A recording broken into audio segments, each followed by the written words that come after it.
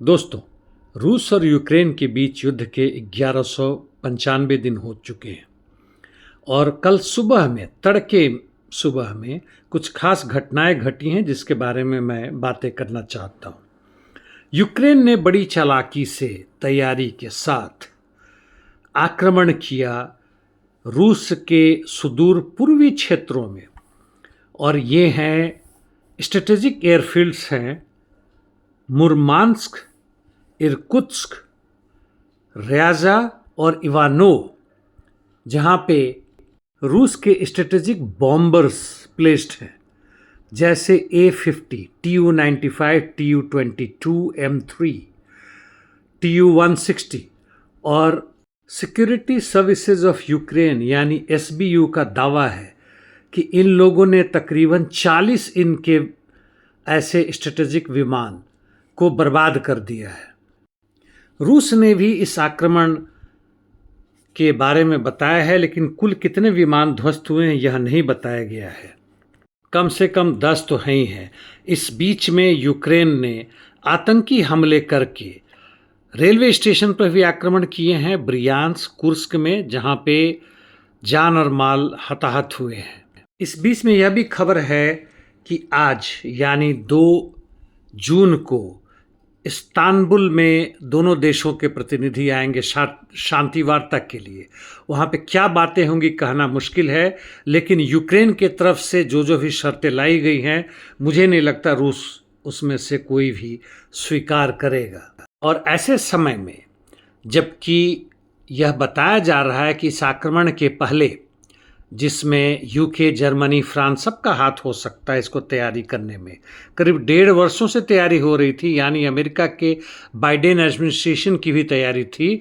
और कहा जाता है कि ट्रंप को बताया गया है, हालांकि वाइट हाउस ने कहा है कि हमें पहले से नहीं पता था। खैर, जो भी हो, यह तो पता है ही है कि अमेरिका की चाहत होती है कि जब भी किसी दूसरे देश से संधि करें, चाहे ट्रंप हो या पहले का कोई भी हो, कि हम ताकत के साथ और दबाव के साथ एग्रीमेंट करेंगे ताकि मैक्सिमम मिल सकता है, चाहे वह रूस हो, चीन हो, भारत हो, पाकिस्तान हो, कनाडा हो, ईरान हो या कोई भी अन्य देश हो, चाहे हमास या हिजबुल्ला ही क्यों ना हो।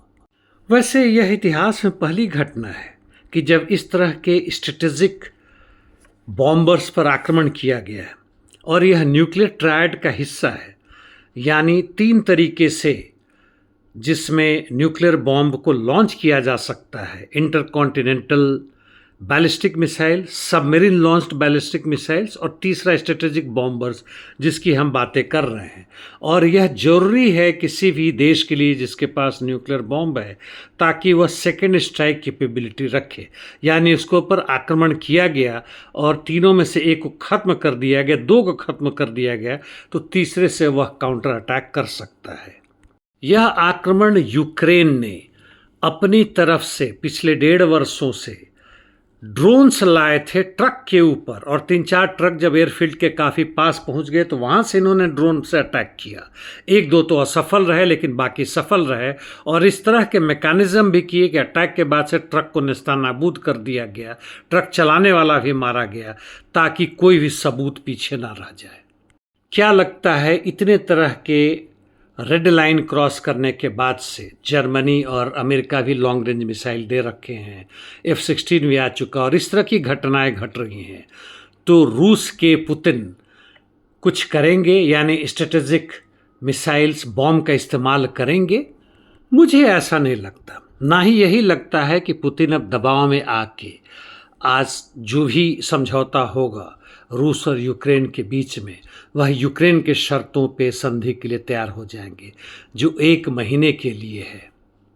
और रूस के किसी भी क्षेत्र पर कब्जा रूस का, चाहे वह क्रीमिया हो या जापोरिजिया हो, पर होने से इनकार करता है, और यूक्रेन के ऊपर किसी तरह की पाबंदी नहीं लगाता है, ताकि वह अपनी सैन्य शक्ति को इस 1 महीने के बीच में और मजबूत करे।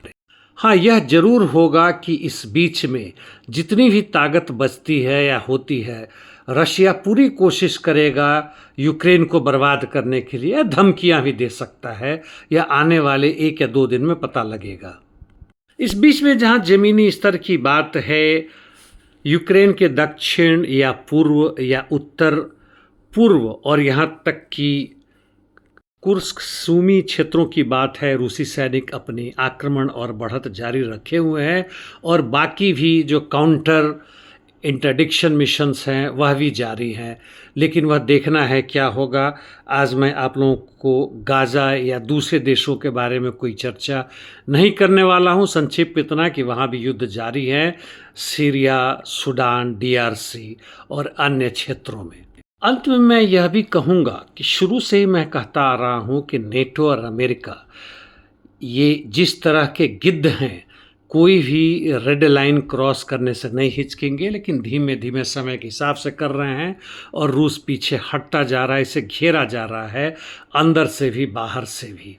और आने वाले समयों में यह देखना होगा कि दुनिया किस करवट बदलती है, और यही कारण था कि भारत और पाकिस्तान के बीच में युद्ध को ट्रंप ने तीसरे से चौथे दिन होते होते रुकवाया, क्योंकि वह नहीं चाहते थे कि कहीं अन्य क्षेत्रों में युद्ध फैले, क्योंकि मिडिल ईस्ट में ऑलरेडी उनके हाथ बहुत बंधे हुए हैं और गाजा पट्टी में अपने गाजा रिवेरा बनाने का उनका ख्वाब है, छोड़ने वाले नहीं है।